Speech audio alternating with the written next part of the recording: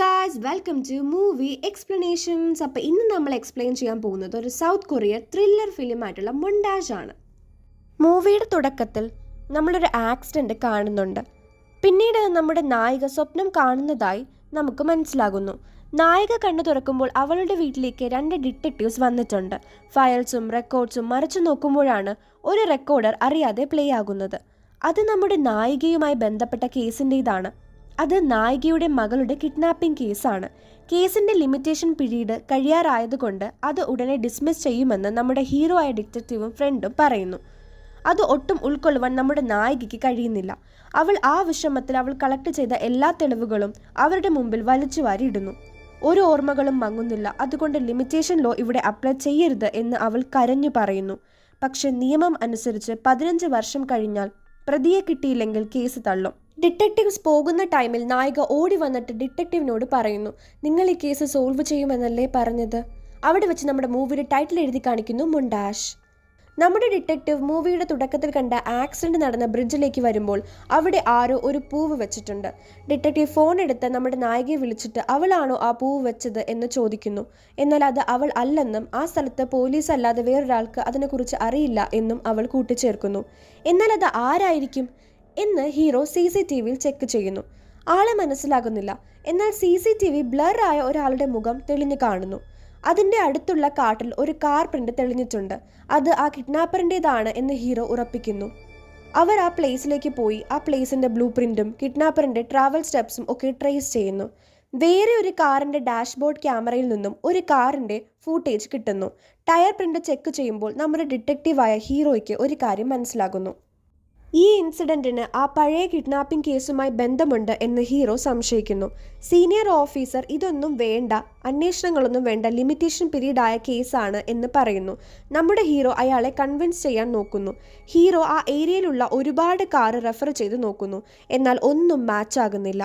പിന്നെയും CCTV check ചെയ്യുമ്പോഴാണ് ആ കാറിൻ്റെ ഒരു ലോഗോ കാണുന്നത്. അങ്ങനെ ലിമിറ്റേഷൻ പീരീഡിന് 9 മണിക്കൂർ മുമ്പ് ഹീറോ ഒരു സിഗരറ്റ് വലിച്ചുകൊണ്ടിരിക്കുന്ന ടൈമിലാണ് മാർക്കറ്റ് ഏരിയയിൽ ഹീറോ അന്വേഷിക്കുന്ന പോലൊരു കാറ് കണ്ടത്. അതിൽ ആ സെയിം ലോഗോയും ടയർ പ്രിന്റും അതൊക്കെ മാച്ച് ആകുന്നുമുണ്ട്. ഒരു ബ്ലാക്ക് റെയിൻകോട്ട് ഇട്ട വ്യക്തി ഹീറോയ്ക്ക് ഡൗട്ട് തോന്നുന്നു. അങ്ങനെ അയാളെ ചേസ് ചെയ്യുന്നു. ഒരു റെസ്റ്റോറൻറ്റിൽ പുള്ളി കയറുന്നു, ഹീറോയും. പക്ഷേ ഹീറോയെ കണ്ട് അയാൾ അവിടെ നിന്ന് നീറ്റായി എസ്കേപ്പ് ആകുന്നു. അങ്ങനെ ആ മഴയത്ത് ഹീറോ ആ വ്യക്തിയെ ചേസ് ചെയ്യാൻ നോക്കുന്നുണ്ടെങ്കിലും നടക്കുന്നില്ല. ഹീറോയിൻ ഈ സീൻ കാണുന്നുണ്ട്. ആ വ്യക്തി എസ്കേപ്പ് ആകാൻ ഉപയോഗിച്ച കാറിൻ്റെ നമ്പർ പ്ലേറ്റ് ഫേക്കാണ് എന്ന് ഹീറോയ്ക്ക് മനസ്സിലാകുന്നു. ഹീറോയിൻ ഹീറോയോട് എങ്ങനെയെങ്കിലും അയാളെ കണ്ടുപിടിക്കണം എന്ന് പറയുന്നു. എന്നാൽ ലിമിറ്റേഷൻ പീരീഡ് കഴിയാൻ ഇനി വെറും 2 മണിക്കൂർ മാത്രമേ ഉള്ളൂ എന്ന് ഹീറോ പറയുന്നു. അങ്ങനെ ലിമിറ്റേഷൻ പീരീഡ് എൻഡായി. കേസ് ഒഫീഷ്യലി ഡിസ്മിസ്സായി. അപ്പോൾ ഹീറോയ്ക്ക് ഒരു കോൾ വരുന്നുണ്ട്. അത് ഹീറോയിൻ ആയിരുന്നു. ഹീറോ അത് അറ്റൻഡ് ചെയ്യാത്തത് കൊണ്ട് അവൾ വോയിസ് മെയിൽ അയക്കുന്നു. ഹീറോയ്ക്ക് ആ കേസിൻ്റെ ഡോക്യുമെൻറ്റ്സ് എല്ലാം കത്തിക്കാൻ തോന്നുന്നു. അങ്ങനെ അയാൾ അതെല്ലാം കത്തിക്കാൻ ശ്രമിക്കുമ്പോൾ എന്നാൽ മഴ കാരണം അതൊന്നും പൂർണ്ണമായി കത്തുന്നുമില്ല.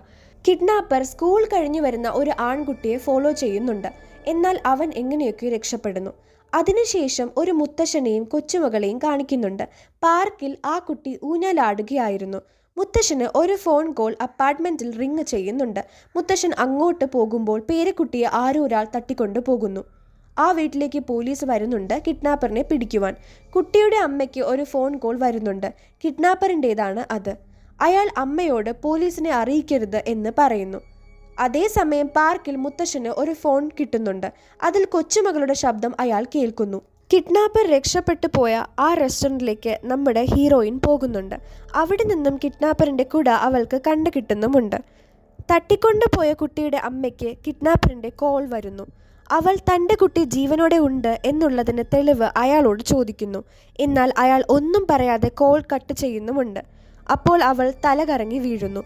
പോലീസുകാർ മുത്തശ്ശനെ തിരക്കുന്നുണ്ടെങ്കിലും അയാളെ കണ്ടെത്തുവാൻ സാധിക്കുന്നില്ല. നമ്മുടെ ഹീറോയിൻ കുട വെച്ച് ഒരു ബാങ്കിൽ എത്തിച്ചേരുന്നു.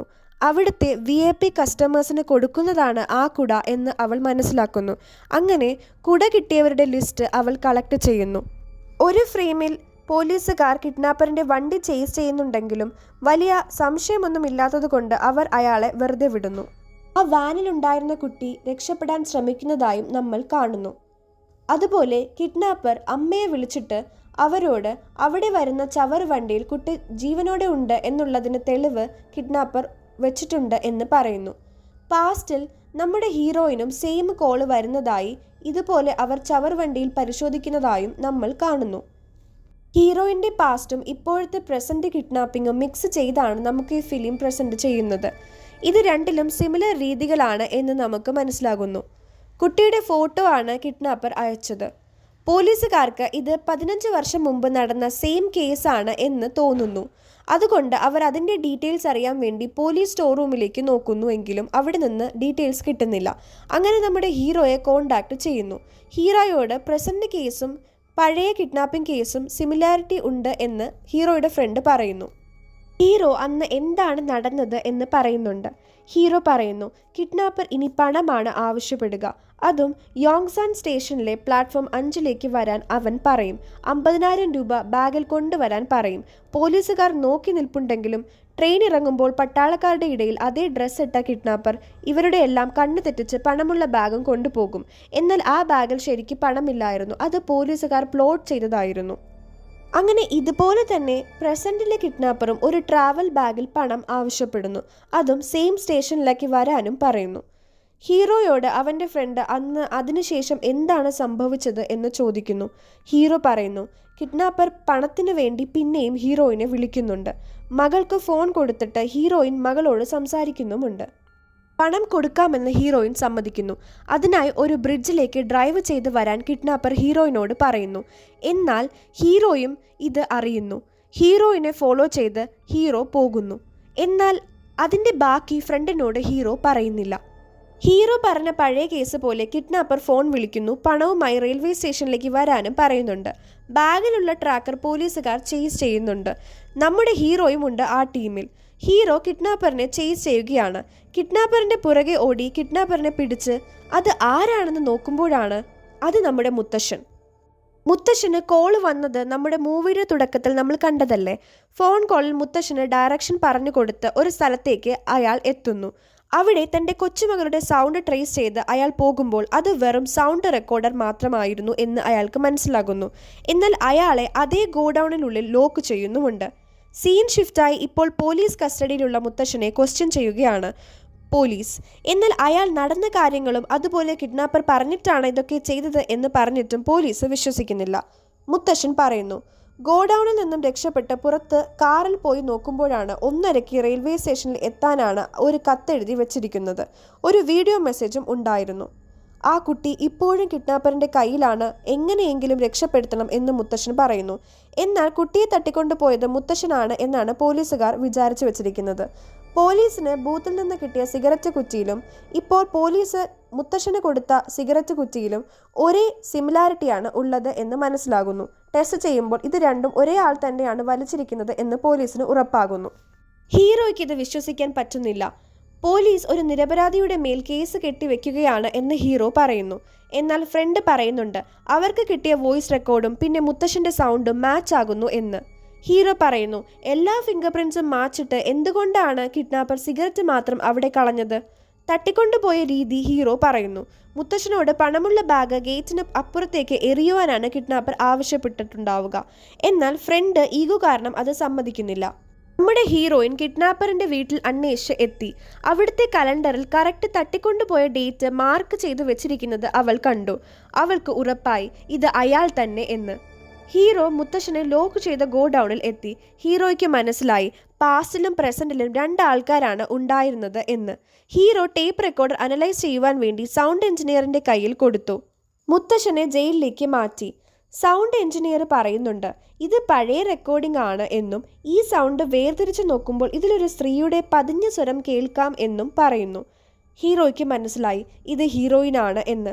ഹീറോയിൻ എങ്ങനെയാണ് മുത്തശ്ശനാണ് ഒറിജിനൽ കിഡ്നാപ്പർ എന്ന് കണ്ടുപിടിച്ചത് നമ്മൾ കാണുന്നു.